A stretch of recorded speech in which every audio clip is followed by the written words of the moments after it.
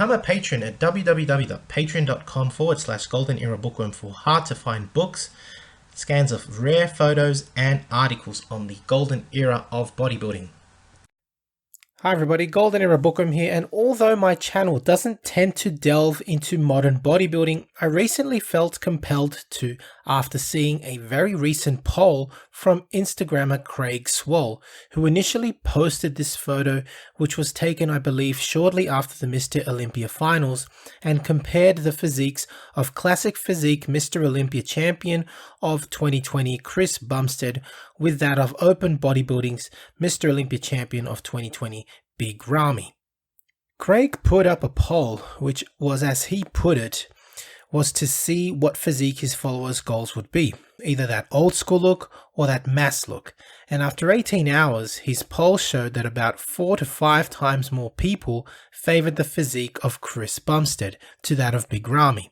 Now, I did expect the results to be leaning towards Chris, but I never imagined that such a large percentage of people, basically 4 out of 5 people or 80%, would be leaning towards having a physique like Chris's, and this got me thinking.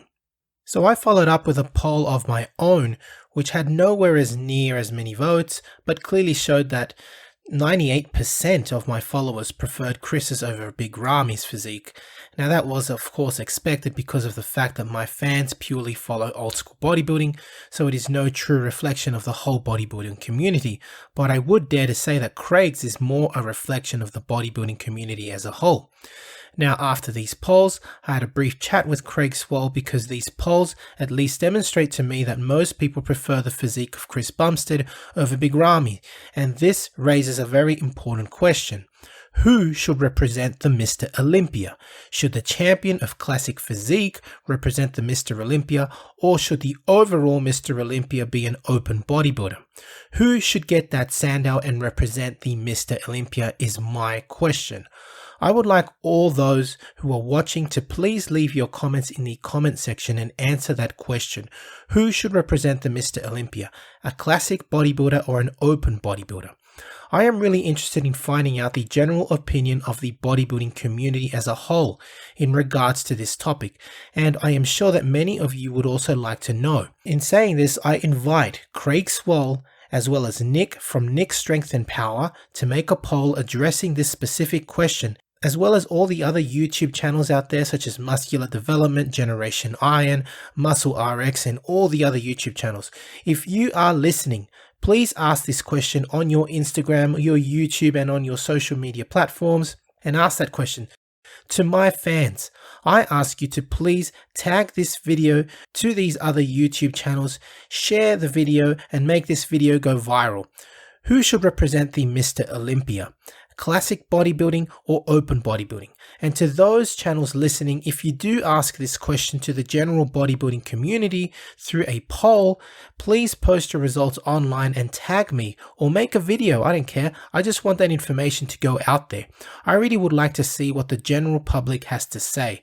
I will of course also create the same poll on my channel, on my Instagram, etc. So please vote there and I will share the results and tag the respective channels to see if they also asked their viewers and the general bodybuilding community. Now, before continuing, I just want to state that I don't ask this question with any disrespect to Big Ramy or to open bodybuilding in general. To be 100% honest, when I saw the results of the open bodybuilding Mr. Olympia finals, I smiled. I actually smiled. I was really happy for Big Ramy, because although I am not a fan of modern open bodybuilding, I am aware of how long he has been striving for Mr. Olympia glory, and I am very happy for him that he finally won it. All the sacrifice he went through, the training, the preparation, is an incredible effort, and the ovation he received in Egypt recently is very well deserved. He deserved it. He worked for it. He busted his ass in and out of the gym and won the crown decisively. Also, I think Big Ramy is a great champion and will be a great champion because he's a very humble person, a very sweet guy. You can see how appreciative he is and how almost humbled he is when he won the trophy, thanking everybody around him. He was very emotional. He's a great champion, and yeah, I mean, I'm really happy for him that he won. So no disrespect to Big Ramy at all. Having said all this, I want people to think a little and understand that I ask the question of who should represent the Mr. Olympia instead based on the results of several polls which reflect the public's opinion in general, I think. When people see a freaky mass monster like Ramy, yeah, they will say wow, but not necessarily out of admiration. If anything, most people, I would say that due to the shock at the freaky musculature and the sheer mass of Ramy. And sure, some people may want to look like that, but I would argue, based on the polls and on people's opinions, at least from what I am aware of, that many would also find it unappealing. However, show them a classic physique and people, everyone will say wow out of admiration. That's a different kind of wow. People want to look like that. It motivates and inspires us, and it is no wonder why classic physique and Chris Bumstead is becoming so popular. The physiques are way more appealing. They are more beautiful and are much closer to that of the golden era ideals of the past. But even beyond the golden era, the fact that these physiques look more like those of the golden era, it doesn't really matter. The fact is, people like what they see because it is more human. It is not freaky. And instead, people can relate to this kind of physique. That's why I ask the question. It's absolutely no disrespect to what these guys are achieving through their own efforts. The question also touches and really brings up other questions about the Olympia itself, which I think are very, very important. And the discussion can become rather philosophical. For example, is the Mr. Olympia about who is the most developed man in the world, as in the biggest? Or should the Mr. Olympia and the Sandow go to the most aesthetically appealing developed man in the world? These questions are also very, very important to consider. Now I would like to make one final point here, and in that, having followed bodybuilding for decades now and seeing the state that it has got to, many bodybuilders dislike what they actually have to do in order to win in open bodybuilding. And this leads to a point that was actually touched on in the past, many years ago actually, in fact by the famous YouTuber Louis Marco.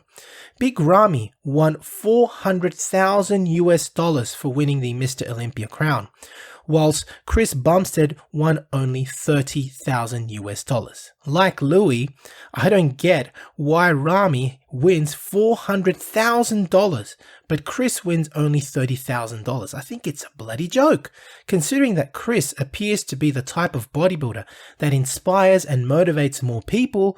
Why is he awarded a prize money that is 13 times lower than the winner of open bodybuilding in Mr. Olympia?